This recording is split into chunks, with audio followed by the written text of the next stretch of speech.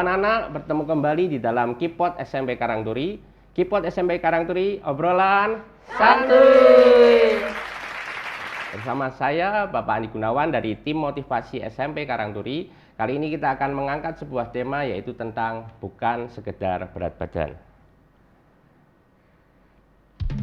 Kipot kali ini kita akan berbicara tentang hidup yang sehat, tentunya yang lebih kekinian dan yang asik, apalagi sekarang di masa pandemi yang sampai saat ini belum selesai. Tentunya gaya hidup sehat menjadi satu pilihan yang baik. Namun, untuk lebih tepatnya kita akan memanggil sebuah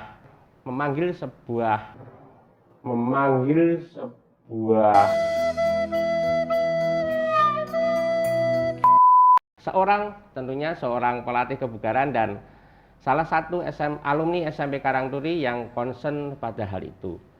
Siapa mereka? Ini dia video profilnya. Aku adalah Jojo, kelas 11 MIPA 2 SMA Karangturi. Atlet adalah bagian dari diriku.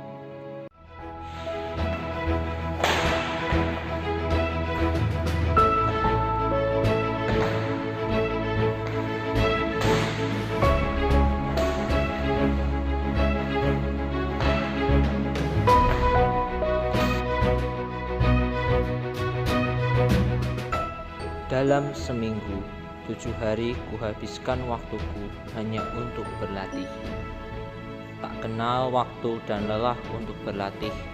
Semuanya kulakukan untuk mengembangkan fisik dan mental agar semakin kuat untuk mematahkan semangat lawan-lawanku.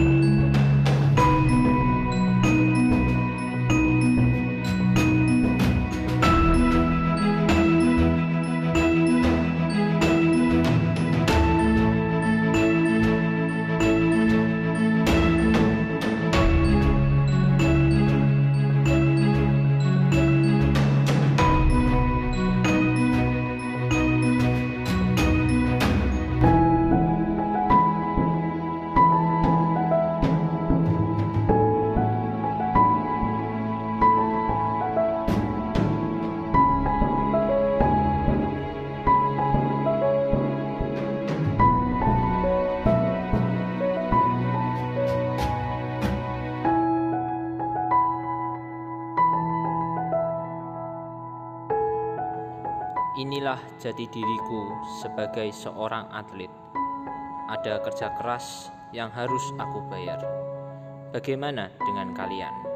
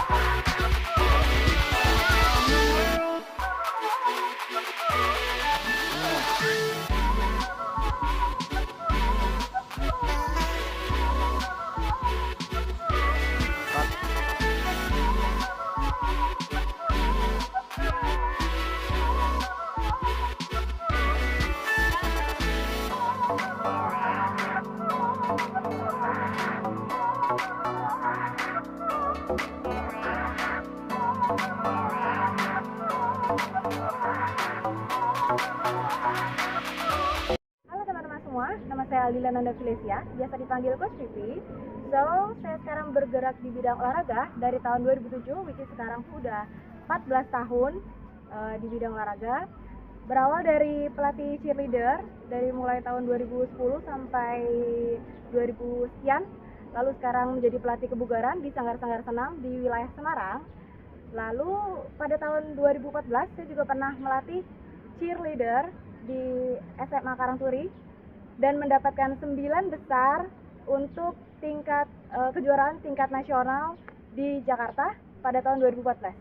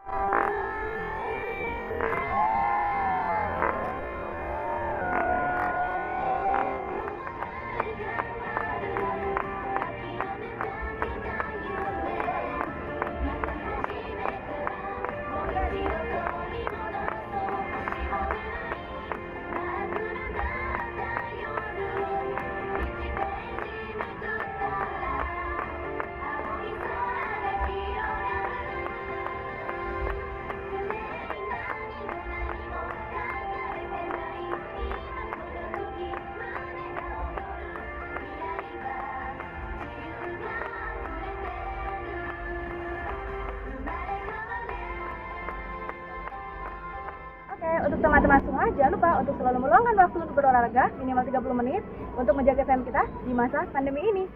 So, selalu sehat, mari berkeringat dan tetap semangat. Nah, itu tadi mereka dengan kesehariannya.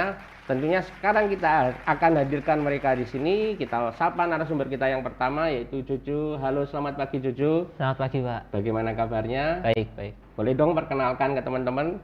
Halo guys, nama saya Jojo dari kelas 11 MIPA 2 SMA Karangturi. Saya alumni SMP Karangturi tahun 2019. Ya. Apa nih Jo sekarang kesibukanmu di masa pandemi ini sebagai seorang siswa tentunya dan sebagai seorang atlet ya Jo? Jadi kesibukan saya setiap harinya, pagi saya sekolah, kemudian sore saya latihan. Untuk paginya sebelum sekolah saya jogging dulu, kemudian pelunturan, baru sekolah. Oh, jadi sekolah tetap jalan, latihan ya, tetap jalan ya Jo. Terus bagaimana tuh Jo cara menjaga tetap bugar tuh? Di sisi lain kamu juga sekolah, di sisi lain kamu juga seorang atlet. Tentu yang pertama itu tetap olahraga dulu pagi hari, jogging dan pelunturan. Kemudian saya menjaga pola makan saya, dan sorenya saya latihan selama 3 jam kira-kira. Sehari 3 jam. Sehari 3 jam. Wow. Kalau tadi kita lihat di profil kamu, di situ diceritakan kalau kamu ini adalah seorang atlet ya Jo. Oh, luar biasa dong Jo. Bisa diceritakan kira-kira menurut kamu prestasi apa nih yang sekarang yang paling membanggakan kamu sebagai seorang atlet? Prestasi yang paling membanggakan itu yang pertama yang ini medali perunggu yang di sini. Ini adalah medali perunggu di kejuaraan Asia di Brunei kemarin tahun 2019. Kemudian untuk sebelum ini yang ini medali ini karena ini yang meloloskan saya untuk ini, jadi ini 2 medali emas, 1 medali perak. 2 medali emas, 1 medali perak. Wow. Itu sih yang paling membanggakan. Yang waktu di Brunei ini berapa negara Jo waktu itu yang hadir? Kira-kira sekitar 10 sampai 12 negara. 10 sampai 12 negara. Wow, luar biasa. Berarti sudah kelas Asia ya? Asia. Terus tentunya boleh di-sharing ke teman-teman, mencapai itu adalah bukan sesuatu yang gampang Jo. Boleh dong diceritakan sebagai seorang atlet itu dimulai dari kapan, kemudian proses mencapainya itu seperti apa?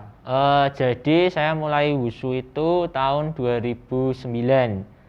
Kemudian saya mulai mendapatkan medali itu pertama tahun 2013. Jadi butuh sekitar 4-5 tahun untuk mencapai 1 medali pertama itu.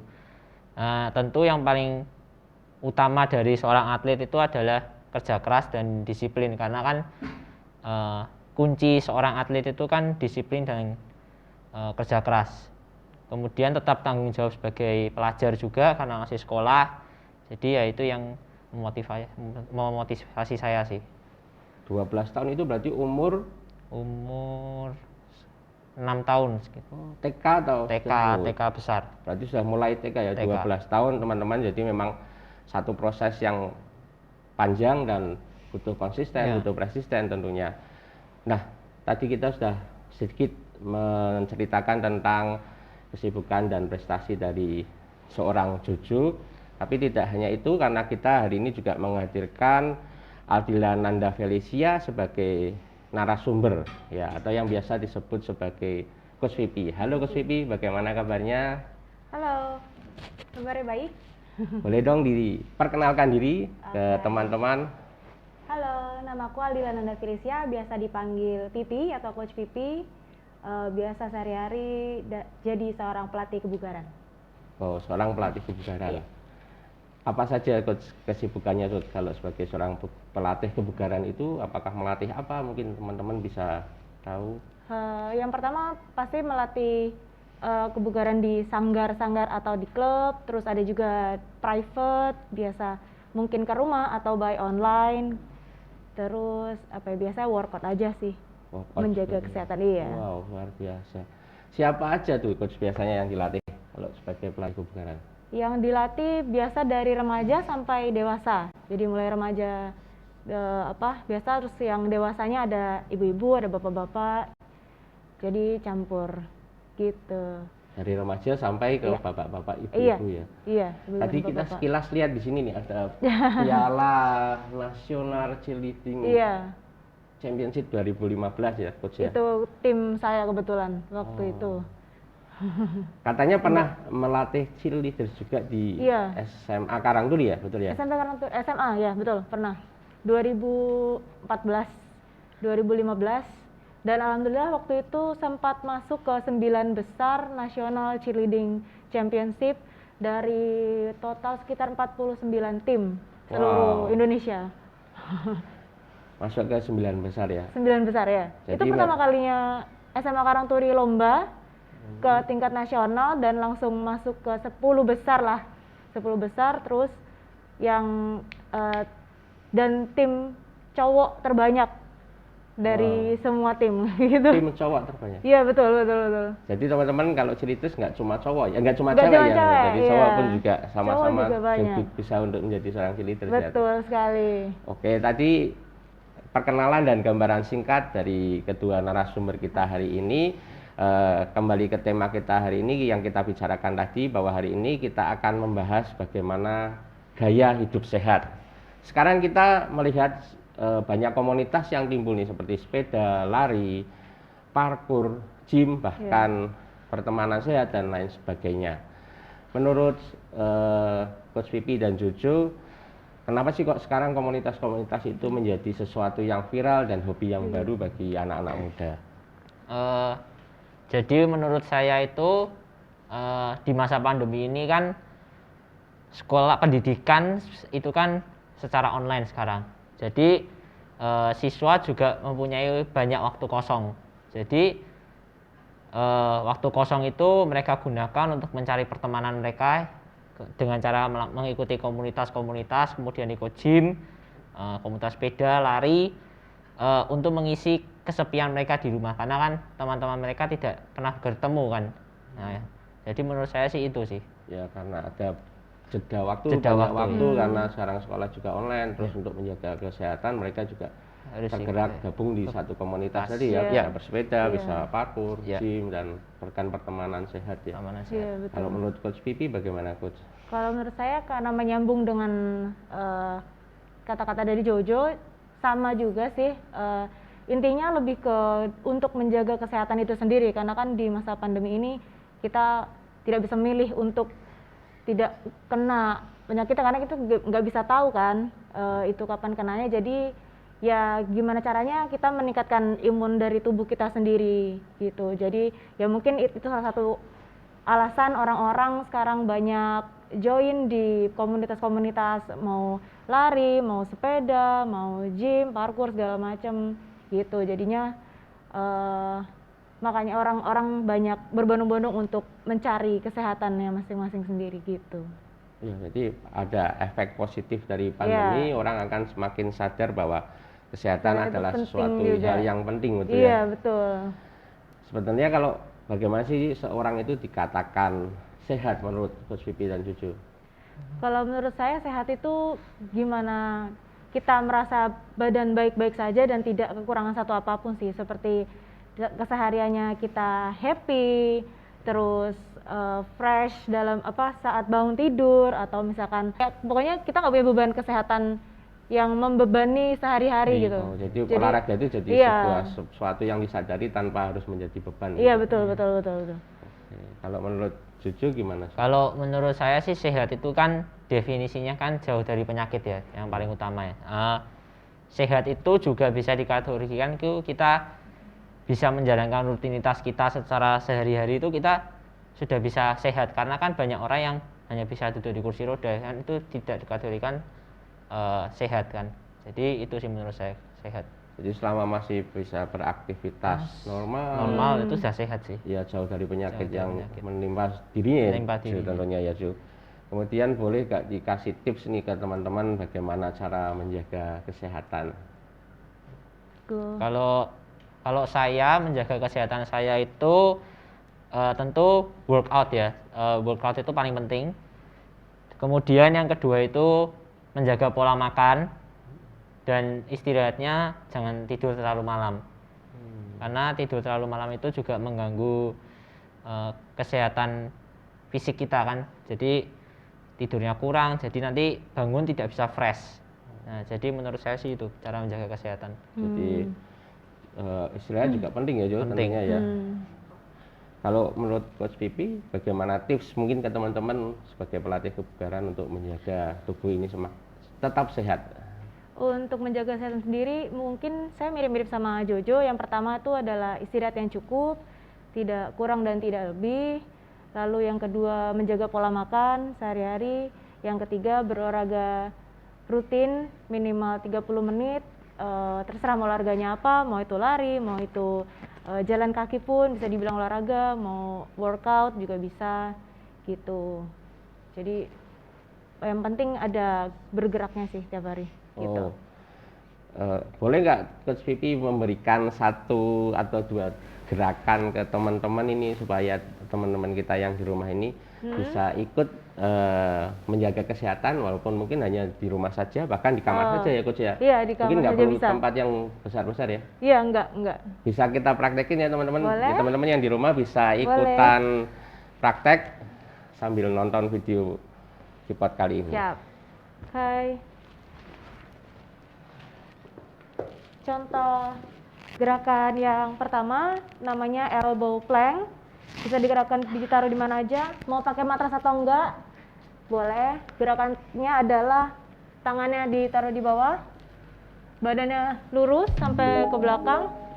Ditahan aja selama minimal 30 detik. Pakai timer atau pakai merem biasa, atau pakai HP juga bisa, atau dihitung sendiri pun juga bisa. Nah, ini fungsinya bagus banget untuk jaga badan stabilis dari atas sampai ke bawah gitu. Terus gerakan yang kedua namanya squat. Kita praktekkan bareng dengan yang lain. Silakan. Nama gerakannya squat. Caranya adalah buka kakinya selebar bahu, lalu bawa badan ini ke bagian belakang. Contoh gerakannya seperti ini, hap, ke belakang, lalu dibawa ke atas lagi sampai berdiri. Nah, kita coba 10 kali ya dalam satu set. Ready? 3, 2, 1, go. Hap, 1, hap, 2, nah, 3, terus 4, and 5, terus 6, hap, 7, and 8, dua lagi, 9, hap, and 10. Oke, good job. Yeay.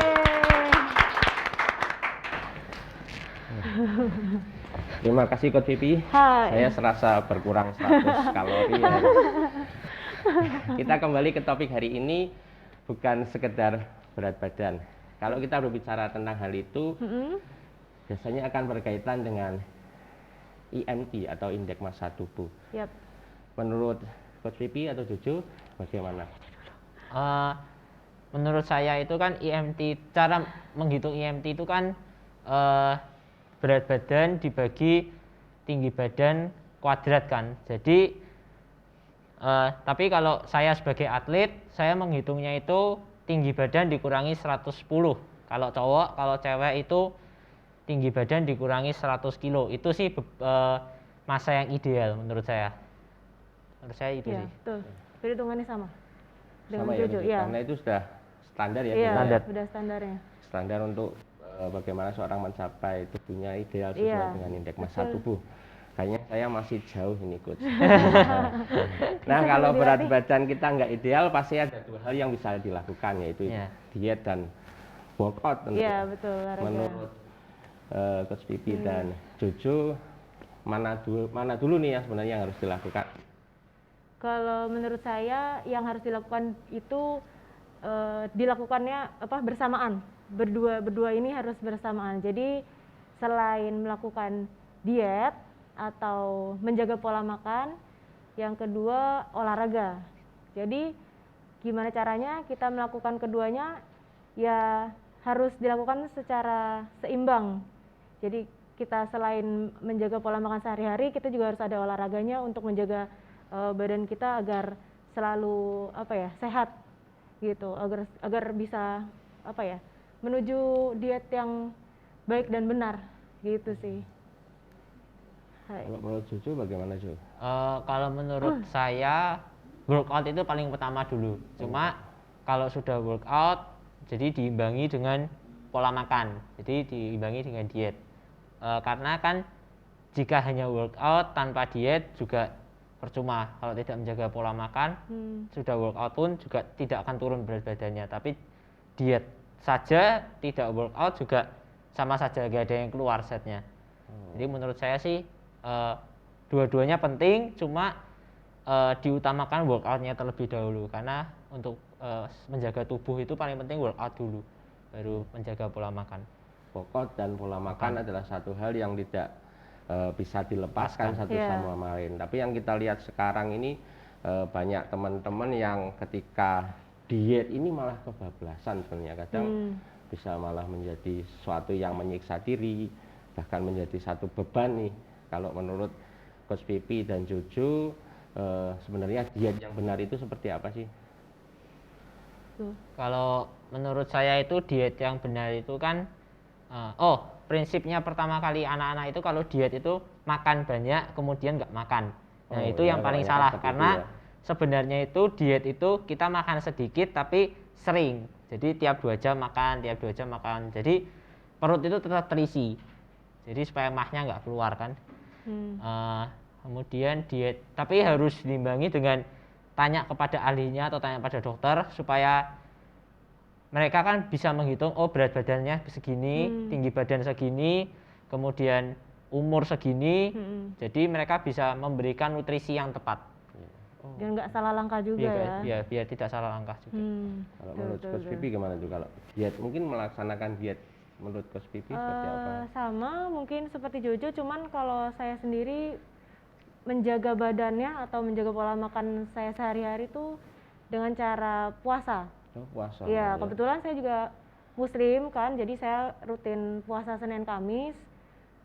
Jadi gimana caranya kita menahan lapar sampai malam kan, sampai maghrib, baru setelahnya saya makan gitu. Jam makannya juga sebenarnya normal aja setelah setelah yang malamnya itu, cuman bebas mau makannya seperti apa, karena besokannya kita masih ada gerakan atau masih ada bergerak atau workoutnya sendiri kan, jadinya yang udah kita makan tuh bisa jadi energi buat dibakar keesokan harinya gitu.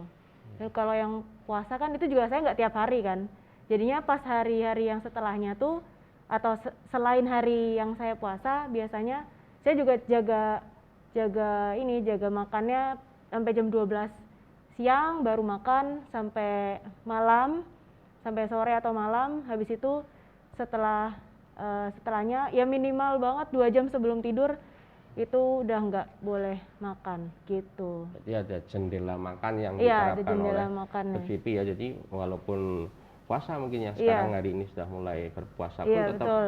tetap masih bisa menjalankan dia tetap bisa menjalankan Ibadah. olahraga Iya, dan olahraga. ibadah ya seperti itu. Jadi Betul.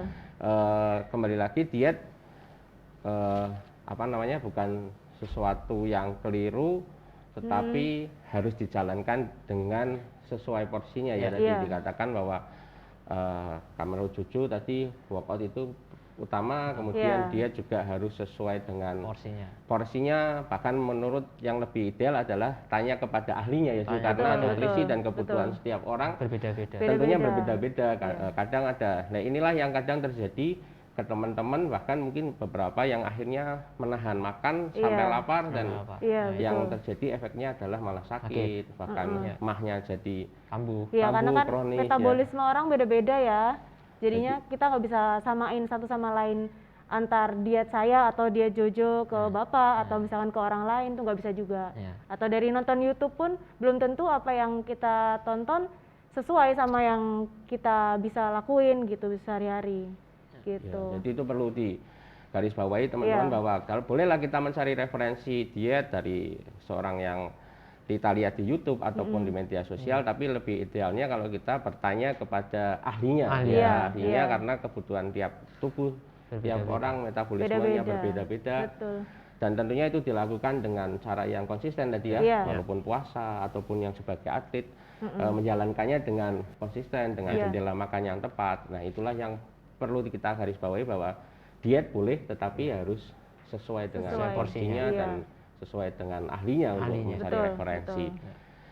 Tapi yang menjadi pertanyaan lagi nih, banyak orang yang sudah berolahraga nih Coach dan Juju, tapi berat badannya tidak turun, bahkan badannya sakit semua nih, malah kadang ya olahraganya keras, tapi malah semuanya jadi sakit dan badannya ya tetap seperti itu. Bagaimana itu menurut tanggapan Coach Pipi dan Juju? Oke.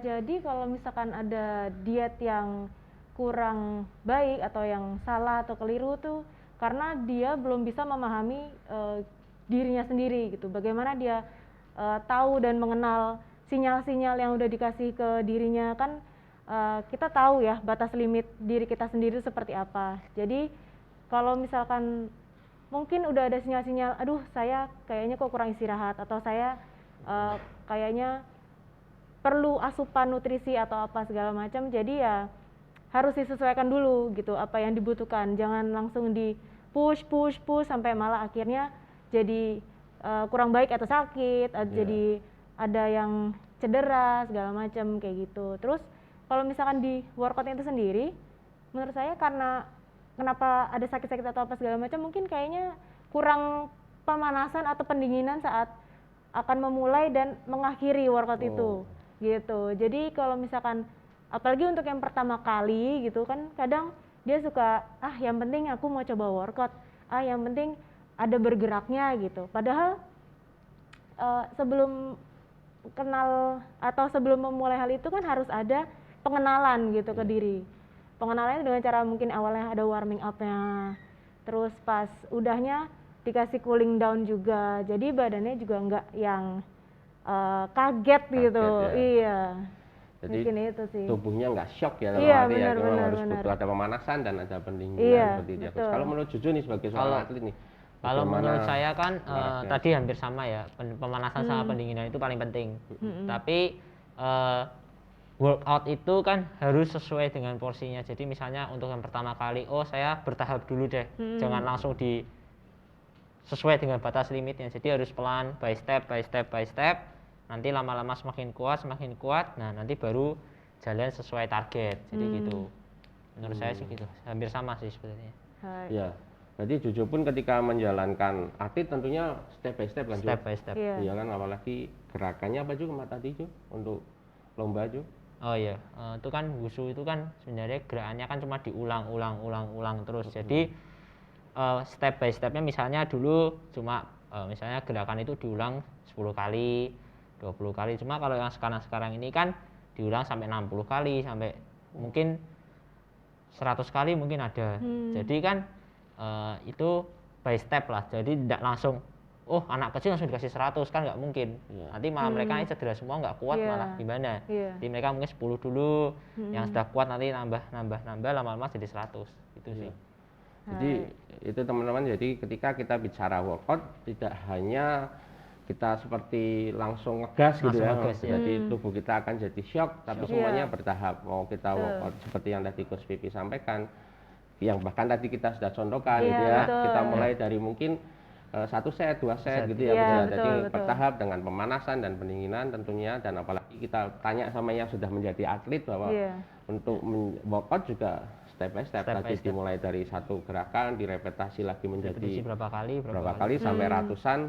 Nah, itulah tips dari Coach Pipi Iya. dan Jojo tentang bagaimana workout yang ideal, yang baik Iya. untuk tubuh kita. Jadi perlahan tapi Betul. pasti tubuh kita menyesuaikan ya, Iya. Coach dan Jojo. Bagaimana nih sekarang tips dan trik menjaga pola hidup nih untuk teman-teman yang biasanya sukanya rebahan, main gadget aja di rumah. Kira-kira ada nggak sih motivasi dari Coach Pipi dan Jojo supaya Iya.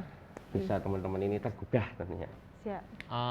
Kalau menurut saya itu kan motivasi itu dari diri sendiri. Cuma kan ini di masa pandemi ini kan virus itu bisa menyerang di mana saja. Jadi bisa di rumah, mau di luar rumah juga bisa terserang kan.